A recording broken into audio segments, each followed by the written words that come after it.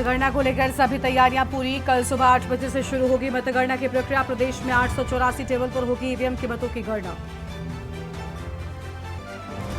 जिला निर्वाचन अधिकारी ने किया मतगणना स्थल का निरीक्षण। रायपुर के महाराणा प्रताप स्पोर्ट्स कॉलेज में होगी मतगणना। जायजा लेकर दिए दिशा निर्देश।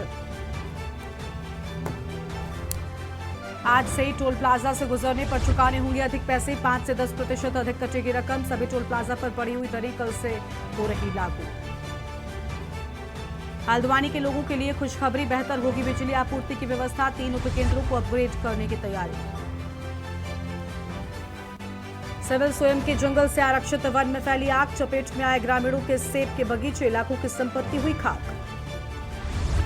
उत्तराखंड को तपती गर्मी से जल्द राहत मिलने की उम्मीद। आज और कल बारिश की संभावना। पहाड़ी और मैदानी इलाकों में येलो अलर्ट।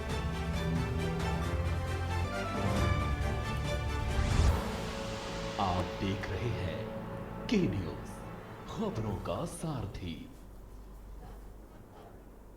नमस्कार, आप देख रहे हैं के न्यूज इंडिया। मैं हूं आपके साथ गरिमा वाजपेयी और अहम खबर से करते हैं बुलेटिन की शुरुआत। देहरादून से बड़ी खबर आपको हम बता दें, जहां पर मतगणना को लेकर सभी तैयारियां पूरी किए जाने की बात सामने आई है।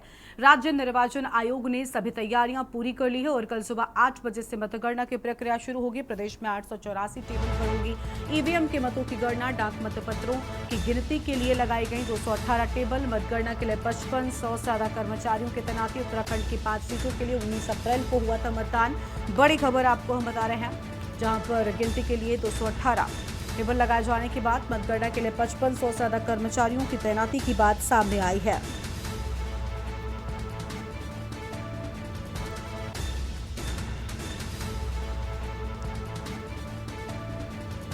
तो ये बड़ी खबर आपको हम बता दें।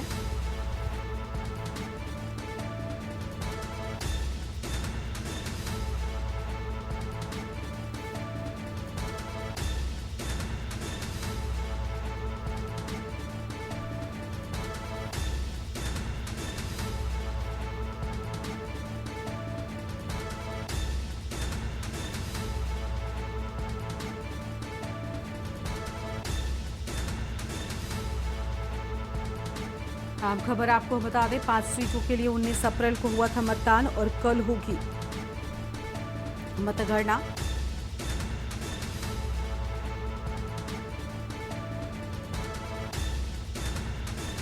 तो ये बड़ी जानकारी आपको हम बता रहे हैं। अहम खबर आपको हम बता दें, जहां पर प्रदेश में 884 टेबल पर ईवीएम के मतों की गणना होगी। तो 884 टेबल पर होगी ईवीएम के मतों की गणना। ये बड़ी खबर आपको हम बता रहे हैं।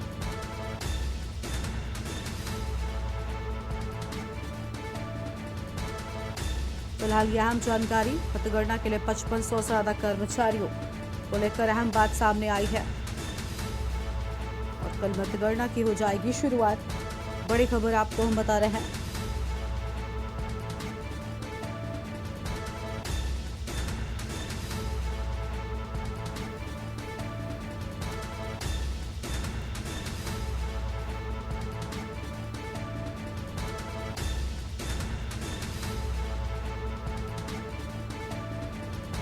और ये बड़ी जानकारी आपको हम बता रहे हैं।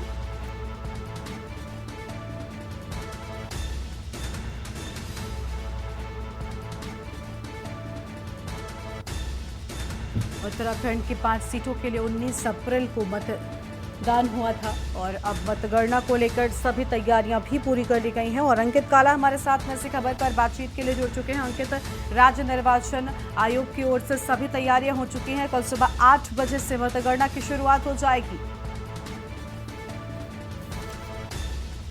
5 लोकसभा सीटों में 19 अप्रैल को मतदान हुआ था और इसके बाद से करीब करीब 43 से अधिक दिनों का इंतजार उत्तराखंड वासियों ने परिणाम को लेकर के किया और अब ये इंतजार की घड़ी समाप्त होने जा रही है और कहीं ना कहीं काउंटडाउन जो है वो शुरू हो गया है मतगणना को लेकर के। इसके लिए सभी तैयारियां पूरी कर ली गई है।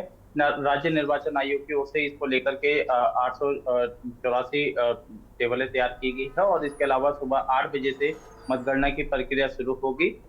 जो मतपत्र आए हैं उसकी और ईवीएम की जो काउंटिंग है वो दोनों ही एक साथ शुरू हो जाएगी। ऐसा माना जा रहा है कि दोपहर 2 बजे तक पूरी तरह से स्थिति साफ हो जाएगी और इसको लेकर के 5500 से ज्यादा जो कर्मचारी हैं वो भी मतगणना की ड्यूटी में लगाए गए हैं।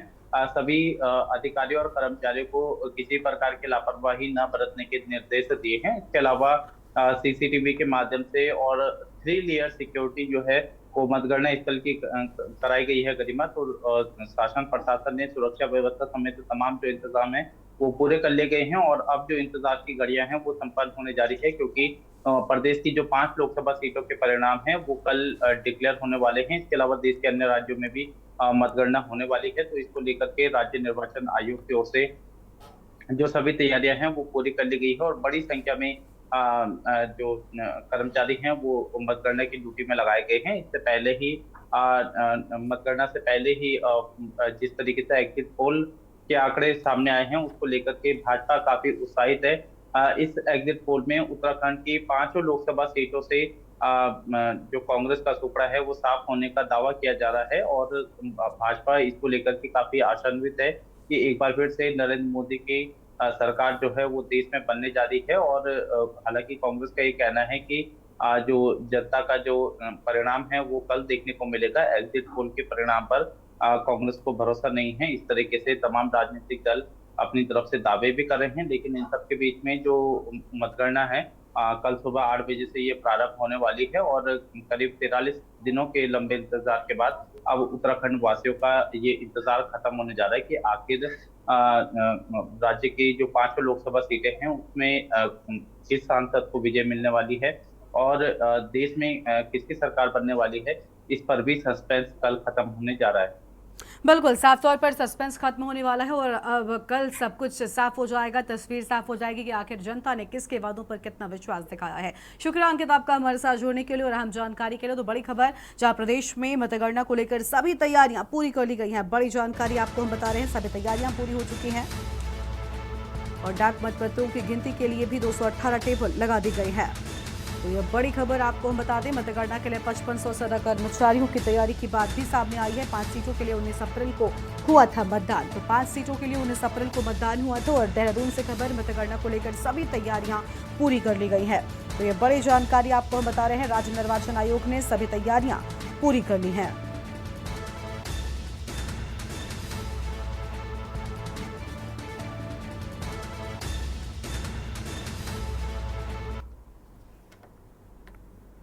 और आगे बढ़ेंगे खबरों की ओर। अगली खबर है देहरादून से, जहां पर जिला निर्वाचन अधिकारी एवं जिलाधिकारी देहरादून डॉक्टर सोनिका ने महाराणा प्रताप स्पोर्ट्स कॉलेज रायपुर देहरादून पहुंचकर मतगणना की तैयारियों का जायजा लिया है। इस दौरान उन्होंने निर्देशित किया कि मतगणना की समुचित व्यवस्था भारत निर्वाचन आयोग के दिशा निर्देशों के अनुरूप ही की जाए।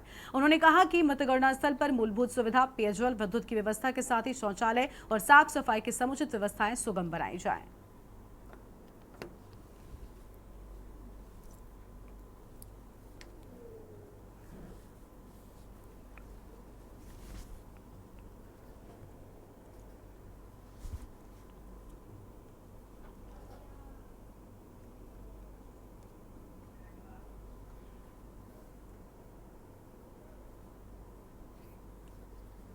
लोकसभा की 5 सीटों के लिए उत्तराखंड में 19 अप्रैल को हुए मतदान के बाद अब 4 जून को परिणाम आने जा रहा है। 4 जून को होने वाली मतगणना के लिए निर्वाचन आयोग ने अपनी सभी तैयारियां पूरी कर ली हैं। ईवीएम के मतों की गणना के लिए 884 टेबल लगाई गई हैं, जबकि डाक मतपत्रों की गिनती के लिए 218 टेबल लगाई गई हैं। ईवीएम और डाक मतों की गणना एक साथ होगी, इसके लिए अलग अलग कक्षों में व्यवस्था की गई है। मुख्य निर्वाचन अधिकारी BVRC पुरुषोत्तम ने कहा कि मतगणना स्थल की 3 लेयर सुरक्षा की व्यवस्था की गई है। इसके अलावा राज्य की 70 विधानसभाओं की काउंटिंग के लिए 91 काउंटिंग हॉल भी बनाए गए हैं, जिसमें 884 टेबल लगाई गई है। उन्होंने कहा कि निर्वाचन आयोग की कोशिश है कि दोपहर 1 से 2 बजे तक परिणाम घोषित कर दिए जाएं। ये हमने जो रूम की साइज है उसको देखते हुए लगाया है। पूरा स्टेट में हमने लगभग 70 असेंबली कॉन्स्टिट्यूंसी से 70 असेंबली कॉन्स्टिट्यूंसीज के लिए 91 हमने काउंटिंग हॉल्स लगाए हैं और उसमें मेज जैसा टेबल की संख्या है लगभग 884 टेबल्स की हमने वहाँ पर इंतज़ाम किया है और हमारा प्रयास है कि त्वरित रूप में काउंटिंग ख़त्म करें। लगभग 1 बजे 2 बजे तक हम रिजल्ट देने की पोजीशन में रहें।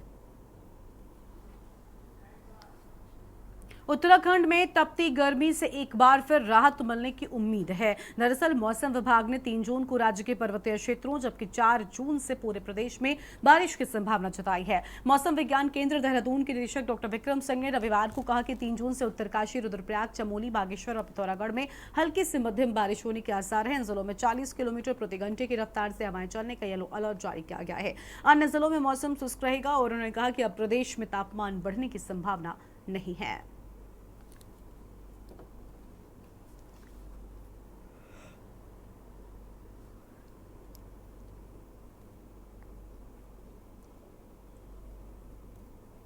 तारीख में जब आप जा रहे हैं जून में, तो रेन थंडरस्टॉर्म एक्टिविटी जो है अनेक जगहों तक में 4 और 5 तारीख में वो मिलने वाली है, तो उसकी वजह से तापमान में और भी कमी आएगी। और तो इस तरह की जो वेदर एक्टिविटी है आगे 3-4 दिन जो है देखने को मिलने वाली है। तो यही मैं अभी कहना चाहूँगा। नमस्कार। उत्तराखंड के ऊधम सिंह नगर जिले के जसपुर इलाके के लोग भयंकर गर्मी के बीच पानी की किल्लत से परेशान हैं। ये रिपोर्ट देखिए।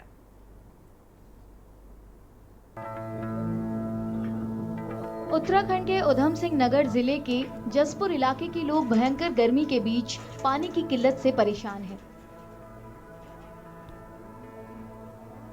10-20 नल यहाँ सभी खराब हैं और ब्लॉक में भी शिकायत की, देहरादून शिकायत की, किसी ने भी कोई सुनाई नहीं करी।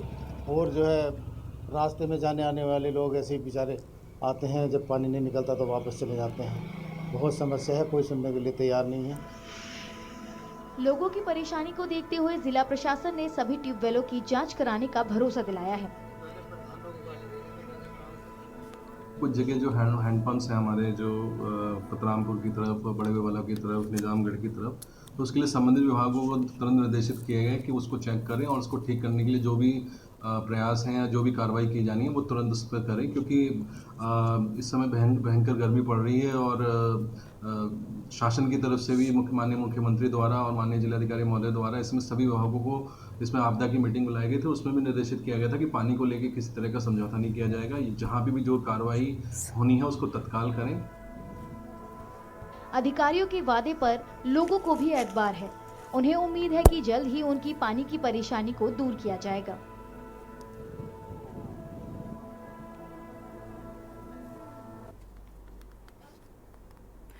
और श्रीनगर पुलिस ने एक महिला प्रोफेसर के साथ 7,50,000 रुपए की धोखाधड़ी करने वाले एक ठग को गिरफ्तार कर लिया है। ठग ने खुद को मुंबई पुलिस बताकर महिला को ये कहकर डराया कि मुंबई थाने में महिला के खिलाफ केस दर्ज हुआ है और फिर केस को रफा दफा करने के लिए महिला प्रोफेसर से 7,50,000 रुपए अपने बैंक खाते में ट्रांसफर करवा लिए। जिसके बाद महिला को गड़बड़ी का संदेह होने पर महिला प्रोफेसर ने मामले की शिकायत श्रीनगर पुलिस से की और अभियुक्त के खिलाफ तहरीर दी। पुलिस ने केस दर्ज कर अभियुक्त शंकर लाल सैनी को राजस्थान से खोज निकाला है।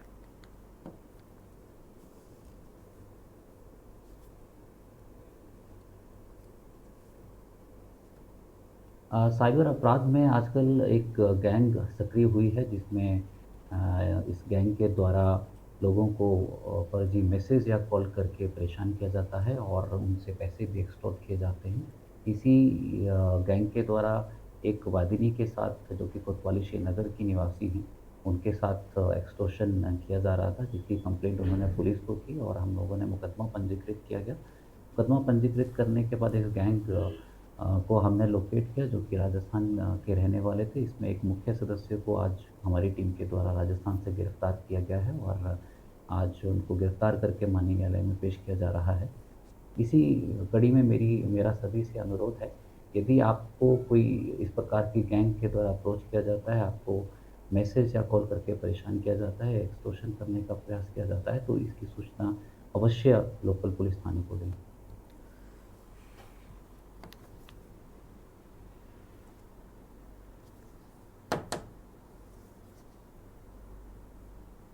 प्रदेश में नगर निकायों में प्रशासकों का कार्यकाल एक बार फिर 3 महीने के लिए बढ़ाया गया है, जिससे कांग्रेस पार्टी में काफी आक्रोश देखने को मिल रहा है। बता दें कि साल 1 दिसंबर को नगर निकायों का 5 वर्ष का कार्यकाल समाप्त हो चुका था, जिसके बाद चुनाव होने थे, लेकिन परिसीमन व ओबीसी सर्वे के चलते चुनाव नहीं हो सका व निकायों की बागडोर प्रशासकों को 6 माह के लिए दे दी गई। इस दौरान लोकसभा चुनाव में आचार संहिता के चलते अब 6 माह का कार्यकाल भी पूर्ण हो चुका है और अब एक बार फिर प्रशासकों का कार्यकाल 3 महीने के लिए और बढ़ाया गया है। नगर निकाय चुनाव सरकार कराना ही नहीं चाहती और हमारी ये आशंकाएं पहले से थी। मैं पहले से ही कह रहा था कि क्योंकि निकायों में विकास के काम नहीं हुए हैं, नालियां नहीं बनी हैं, स्ट्रीट लाइटें नहीं लगी हैं, नए पार्कों का जो है निर्माण नहीं हुआ है, पुराने पार्कों का जीर्णोद्धार नहीं हुआ है, सफाई की व्यवस्था बिल्कुल जो है चरमराई हुई है, ड्रेनेज। और यहाँ पर एक छोटे से ब्रेक के लिए चल लौटेंगे। आप देख रहे हैं के न्यूज, खबरों का। ब्रेक के बाद आप सभी का स्वागत है। बढ़ती गर्मी में आदमी तो छोड़िए, मशीनें भी तप रही हैं। गर्मी के कहर के चलते लोग घरों में कैद होने को मजबूर हैं, तो वहीं गर्मी के तेवर देख ट्रांसफार्मर भी गर्म हुए हैं। बिजली विभाग इन्हें कूलर व पंखे लगाकर ठंडा कर रहा है। हालांकि इसके बाद भी ट्रांसफार्मर के तापमान में महज सिर्फ 2 डिग्री सेल्सियस का ही अंतर आता है। और आपको बता दें कि देखिए तस्वीरें आप देख पा रहे हैं, जहाँ इन्हें ठंडा करने के लिए कूलर पंखे लगाए गए हैं और ओवरलोडिंग लगातार यहाँ पर मुसीबत बनी हुई है। बिजली विभाग ग्रामीण विद्युत वितरण खंड के ईईडीडी पांगती ने कहा है कि बढ़ते तापमान के चलते ट्रांसफार्मरों को ठंडा करने के लिए कूलर व पंखे की व्यवस्था कर दी गई है।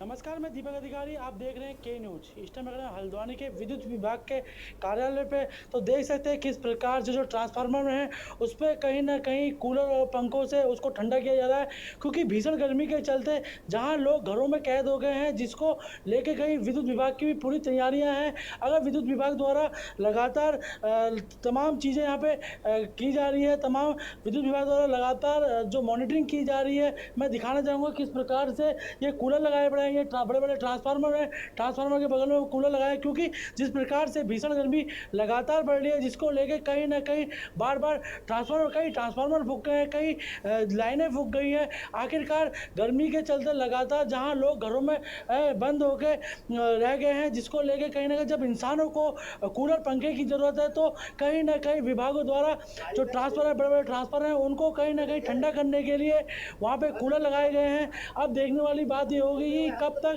गर्मी का प्रकोप बढ़ता रहेगा और किस तरह से विद्युत विभाग अपनी तैयारियों में जुटा हुआ है, क्योंकि जिस प्रकार से भीषण गर्मी के चलते तमाम लोग अपने घरों में बंद हो गए हैं, क्योंकि जिस प्रकार से गर्मी पड़ रही है, लगातार गर्मी का सेल्सियस इतना बढ़ गया है कि लोग घरों में कैद होने के मजबूर हो गए हैं। लगातार विद्युत विभाग द्वारा लाइट न मिलने को लेकर कहीं ना कहीं लोगों में आक्रोश में आखिरकार विद्युत विभाग के कर्मचारी और अधिकारी करें तो करें क्या, क्योंकि जिस प्रकार से विद्युत विभाग द्वारा लगातार कार्रवाई की जा रही है, लगातार काम किया जा रहा है, वो देखने लायक है। क्योंकि जिस प्रकार से ट्रांसफार्मर के बगल में यहाँ पे कूलर लगाए गए हैं, तमाम चीज़ें हैं, तमाम बातें हैं, आखिरकार कब तक गर्मी से लोगों को राहत मिलेगी।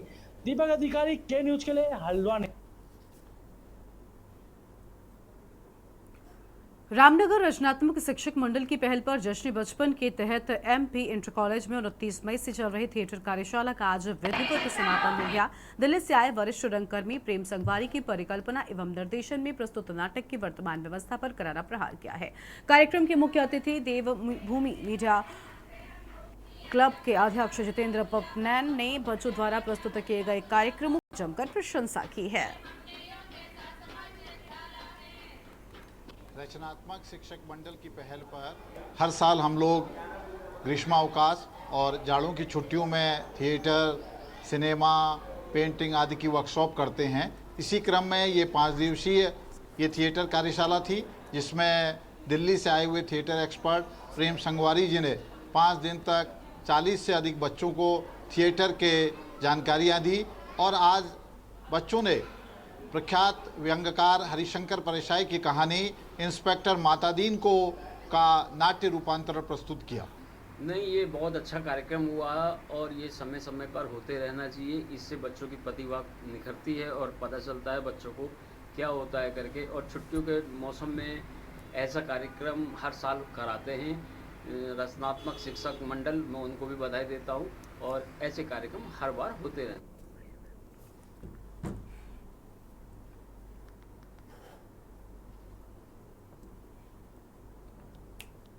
और लोकसभा चुनाव के एग्जिट पोल के आंकड़ों से भाजपा कार्यकर्ता काफी उत्साहित हैं। एग्जिट पोल में उत्तराखंड की 5 सीटें एक बार फिर से भाजपा की झोली में आने की उम्मीद बताई गई है। हालांकि 4 जून को मतगणना के बाद ही अंतिम परिणाम आएंगे। वहीं मुख्यमंत्री पुष्कर सिंह धामी ने कहा कि एग्जिट पोल में जो आंकड़े आ रहे हैं, एनडीए उससे ज्यादा सीटें जीतेगा। नरेंद्र मोदी एक बार फिर से प्रधानमंत्री बनने जा रहे हैं। उत्तराखंड भाजपा के प्रदेश अध्यक्ष महेंद्र भट्ट ने दावा किया कि उत्तराखंड की सभी 5 लोकसभा सीटों में भाजपा के सभी 5 प्रत्याशी दोगुने अंतर से जीतने जा रहे हैं।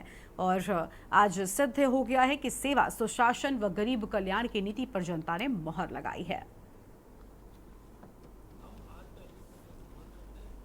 और सिद्ध हो गया है कि भाजपा 370 और एनडीए 400 पार का जो नारा जनता ने लगाया था वो सार्थक सिद्ध होगा। सेवा, सुशासन, गरीब कल्याण की नीति को जनता का जनादेश प्राप्त हुआ है। देश के प्रधानमंत्री नरेंद्र भाई मोदी और एनडीए की पूर्ण बहुमत की सरकार, प्रचंड बहुमत की सरकार इस बार देश के अंदर बनने जा रही है। सभी एग्जिट पोलों में एनडीए और भाजपा को प्रचंड बहुमत दिखाया गया है और ये एग्जिट पोल उस दिन और आगे बढ़ेंगे जिस दिन 4 जून को रिजल्ट आएगा। और जैसे जैसे मतगणना प्रारंभ होगी ये आगे बढ़ते जाएंगे और मोदी जी तीसरी बार प्रचंड जीत के साथ देश के प्रधानमंत्री बनेंगे। ये जीत भारत के मोदी जी के 140 करोड़ परिवारजनों की जीत है। नैनी झील को रिचार्ज करने वाली सूखाताल झील आसपास रहने वाले लोगों के लिए अब मुसीबत बनती जा रही है, जिसका मुख्य कारण है झील में जमा हो रही गंदगी और सीवरेज का पानी, जिससे बीमारियों का खतरा बढ़ता ही जा रहा है। नैनीताल की सूखाताल झील अब सीवर के पानी से भरने लगी है। आसपास का सीवर व कचरा झील में समा रहा है और जिससे झील के अस्तित्व पर खतरा मंडरा रहा है। नैनी झील को भी संकट है क्योंकि नैनीताल की नैनी झील को 40% पानी इसी झील से मिलता है। इतना ही नहीं, बोरिंग के जरिए यहाँ से पानी निकालकर घरों में आपूर्ति भी की जाती है और कचरे व सीवर से सनी इस झील से पूरे सूखाताल में फैली दुर्गंध के चलते लोगों का जीना दुश्वार हो गया है।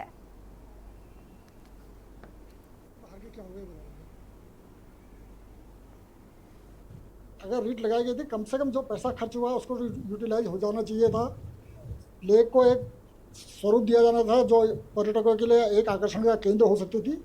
अब आप देखिए सारा जो है जितना भी सीवर है वो बहकर आ रहा है और एक झील के रूप में परिवर्तित हो गया। आसपास में हजारों की आबादी है। जो अब गर्मी का सीज़न है, आप खुद यहाँ पर प्रत्यक्षदर्शी है, देखिए कैसा सड़ रहा है और इससे बीमारी की पूरी संभावना है। सूखाताल झील में जो काम अभी रुका था माननीय उच्च न्यायालय के आदेशों के क्रम में, उसमें प्राधिकरण की ओर से एक एप्लीकेशन हम लोग माननीय न्यायालय में लगा रहे हैं विभिन्न तथ्यों को रखते हुए, ताकि जो 80% काम हो गया था उसको हम लोग कंप्लीट करवा दें और भविष्य में उसमें किसी प्रकार का कंस्ट्रक्शन ना हो और उसको वेटलैंड के रूप में प्रिजर्व किया जा सके। साथ ही कुछ एरियाज़ ऐसे हैं हमारे नैनीताल से शहर के जहाँ पर सीवर का नेटवर्क एग्जिस्ट नहीं करता है या एसटीपी का ये एग्जिस्ट नहीं करता है सिस्टम। लोकसभा चुनाव के लिए मतदान होने के बाद विभिन्न न्यूज चैनलों व एजेंसियों ने शनिवार को एग्जिट पोल जारी किए जिसमें एनडीए को जबरदस्त बहुमत दिया है। इसके साथ ही भाजपा में जबरदस्त उत्साह भी देखने को मिल रहा है, जिसको लेकर भाजपा प्रदेश महामंत्री आदित्य कोठारी ने कहा कि चुनाव से पूर्व ही भाजपा ने 400 पार का दावा किया था और एग्जिट पोल भी यही बता रहे हैं। हालांकि कांग्रेस पार्टी ने एग्जिट पोल को सरकार द्वारा प्रायोजित बताया है।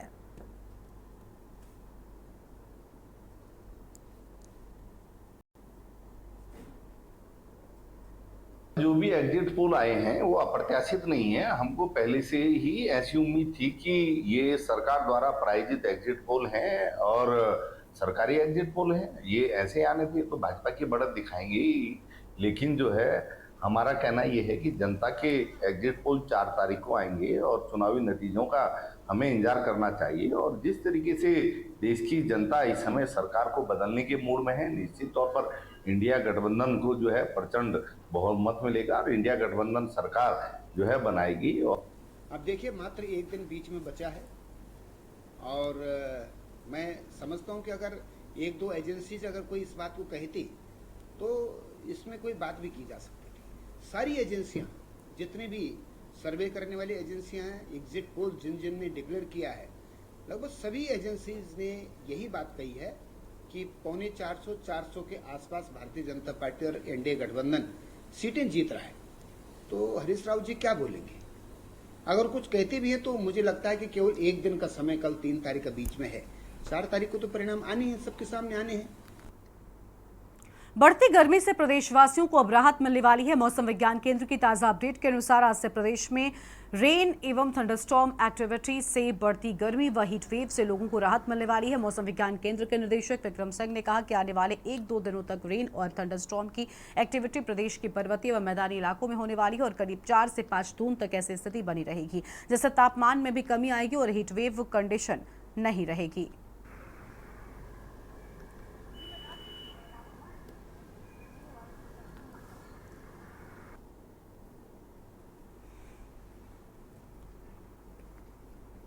और इस बुलेटिन में इतना ही। तमाम खबरों के लिए आप देखते रहिए के न्यूज़ इंडिया। नमस्कार।